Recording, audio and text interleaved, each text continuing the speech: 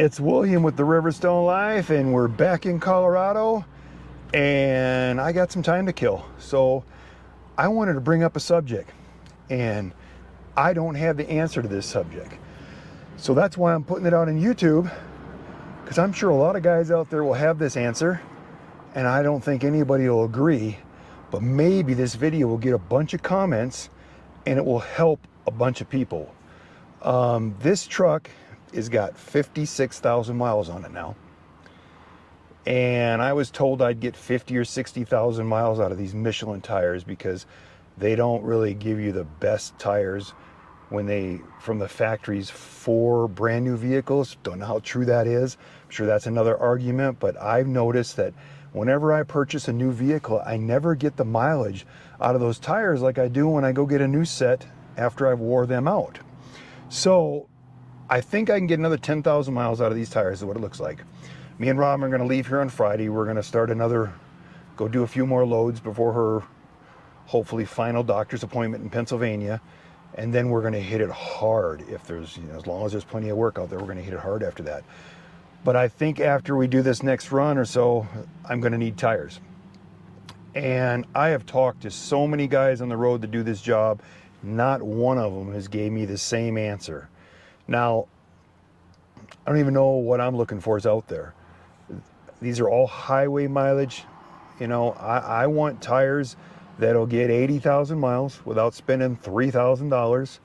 An all seasonal tire. I don't need this thing to be, I don't want to be the guys that are, changing it out for, weather, winter, summer. I want a tire that I can use because I'll probably wear it out before winter gets here. Who knows? As much as we travel, it's possible.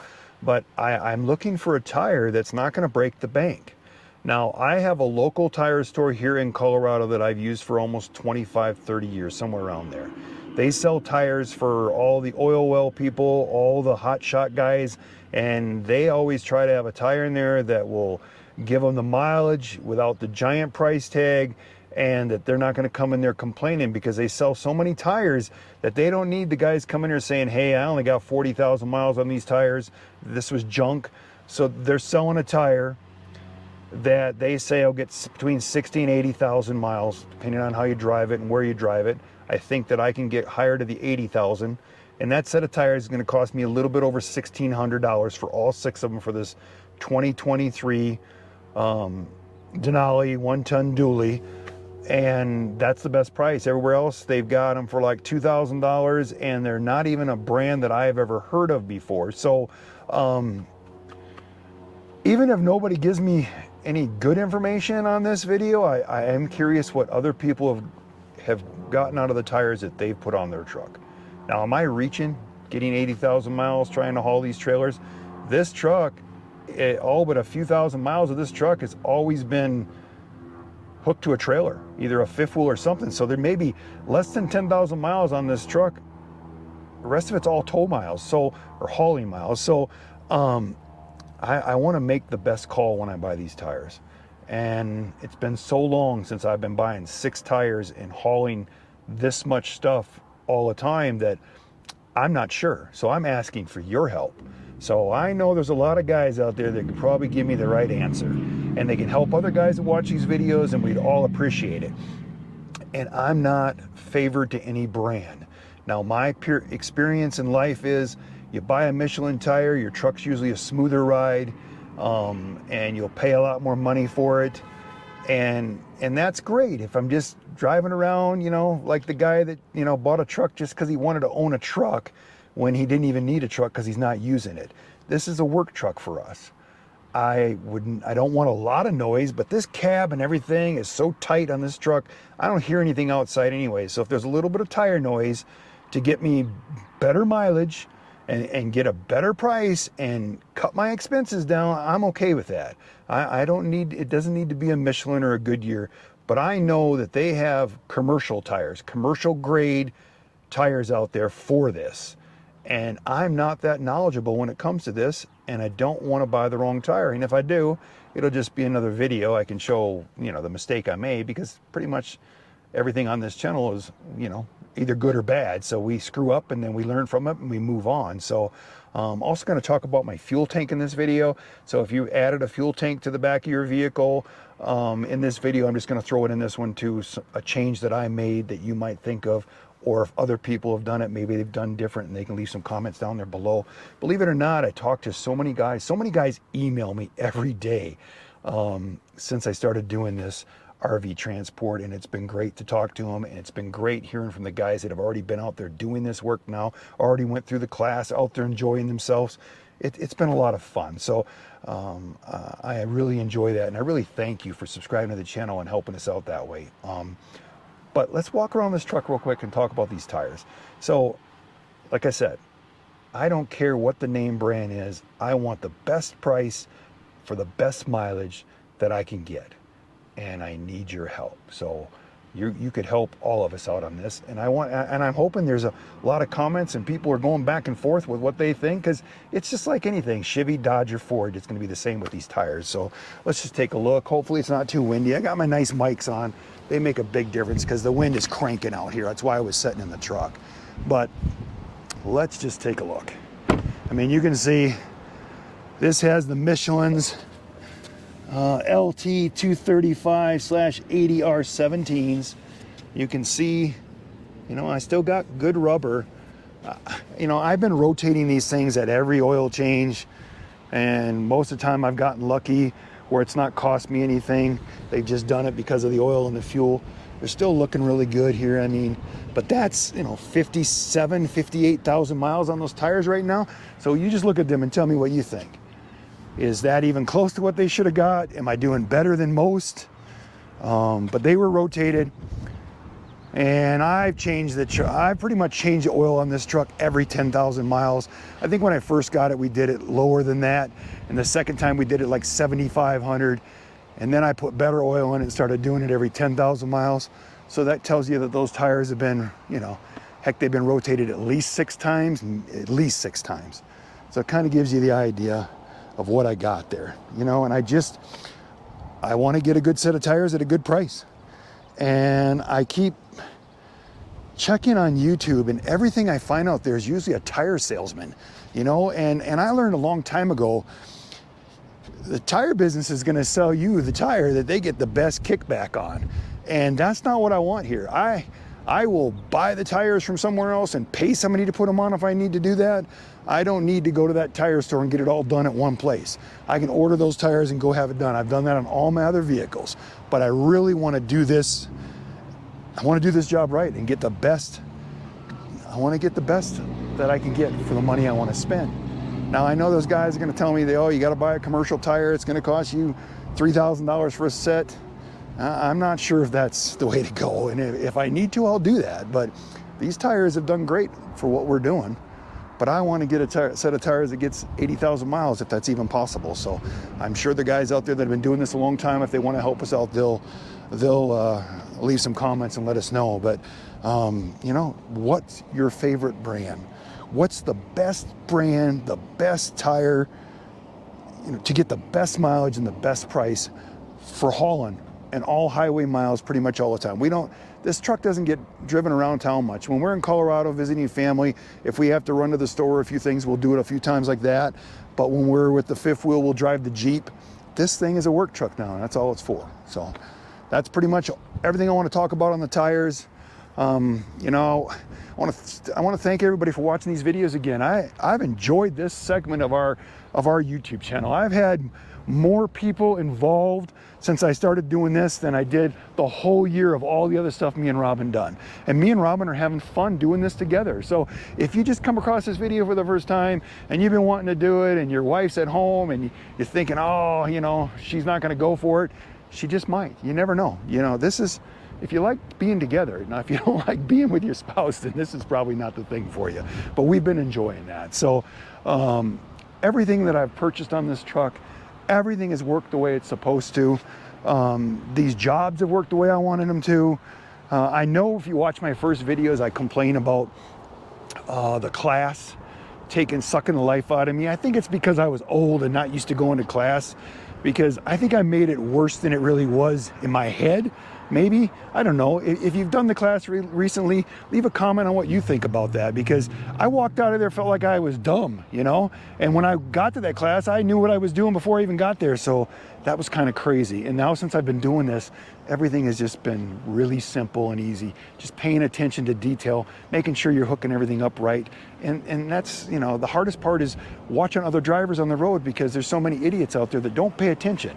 You need to be a defensive driver, and I always say that. You need to see something before it's even happening, and that's how you'll be safe out here. So that's another thing I wanted to throw in there. But let's throw this last part of this video. Now, I know somebody's gonna say, William, why do you have all that DEF with you? Well, I know that you can pretty much save money on DEF if you just buy it at the fuel stations, but this stuff at Walmart, it's $8.88 for that jug, and I think it competes with all the prices there. But the other reason that I always have this with me, I don't take all the main roads that everybody else takes. I take a lot of back roads, and a lot of back roads just don't have the DEF at some of the fuel stations. I like to have that. You never know. You'll hook onto a load and get into some bad wind, and this thing will just suck down the DEF when you got that bad fuel mileage and that bad wind. And I know that's going to open up another can of worms. Get rid of that. Yes, I know. Still under warranty. I have an extended warranty. I can't do that right now, so it's got to be there. And it really hasn't cost me that much. And always having that extra DEF with me, you know, I'm just going to go with that. But that's why that's back there. And you know that I carry that air compressor and that generator up there. I can always pump up tires and everything. Everything's locked up in my toolboxes. But that's what this is not about, the toolboxes this time. It's about this fuel tank. So I was always crawling back there and shutting it off, turning it back on when I needed it. You know what a pain in the butt that is. Every time you pull into a rest area to go to the bathroom or something, then I would do that. And I'd always wait till my fuel tank was running way down, and then I'd turn that on. And then as we got going down the road, within 30 minutes, it would start getting itself back up where it needed to be. And then I would just keep running it that way till I ran out of fuel, and I would go get fuel. But it was a pain in the butt because I got tired of crawling back there. I only want to open this up when I need to fuel both tanks up, and you can go a long, long way. So I thought, well, I'll just get a different shut off and I'll bring it closer over here. And then I thought, wait a minute, you know what? I used to sell fuel pumps that I would put on motorcycles when I was having problems with them getting fuel issues. And what it did is it was 12 volt and it would pump the fuel up, but also it would work as a shutoff. When you didn't have it turned on, that fuel pump would not let fuel go past it. Then when you turn it on, it would pump it through. And I thought, well, wait a minute, maybe I can just use this little cheap inline fuel pump as my switch on and off, and I don't have to keep crawling back there. So I ended up buying one of those things from Amazon. Robin will put it down in the description below, and you can click on it. I don't think it was like 20 bucks or something. It was really cheap. And then I made the hose a little longer. So let's take a look. It's going to be kind of dark in there, but you can see where that little fuel shutoff is now.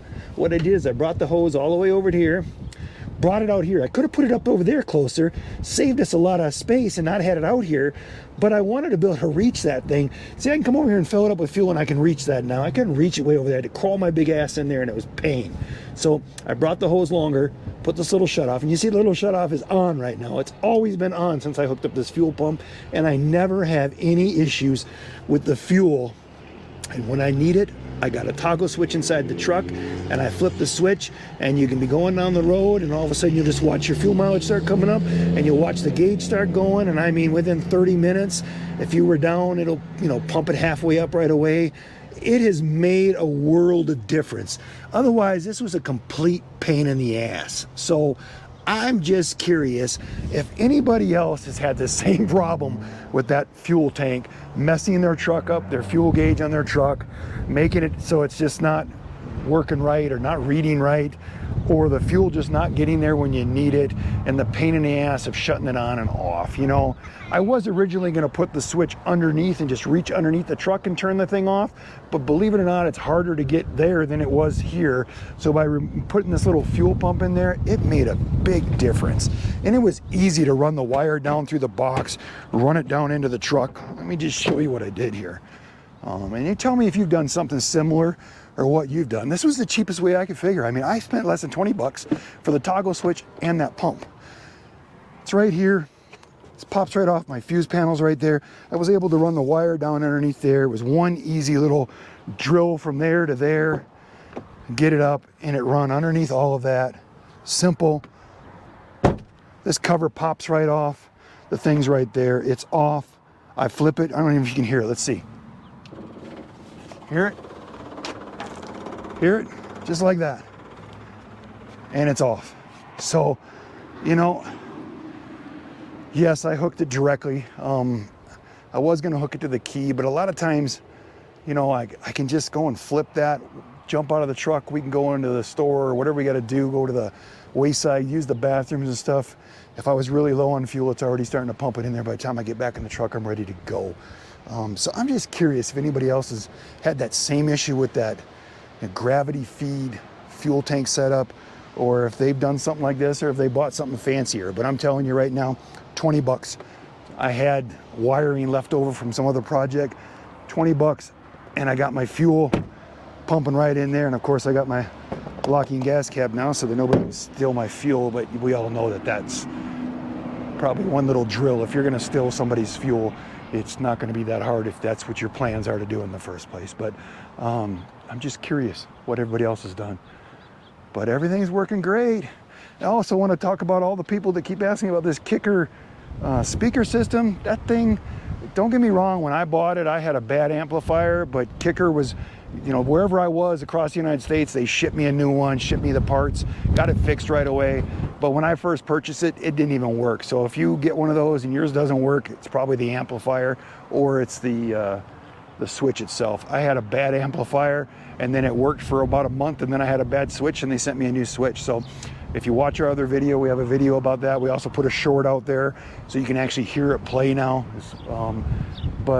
That's worked out really nice. But don't get frustrated if you have problems. Just contact Kicker themselves and they'll take care of it. Don't try to contact the people you purchase it from, because I tried that and that was a nightmare. So, but other than that, this is still the setup. It's still working great, you know. So, but this video is mainly about the tires. So if anybody has any suggestions, it'd be greatly appreciated. And just remember, you know, if you like the video, give us a thumbs up. If you like what me and Robin are doing on the channel, subscribe. And always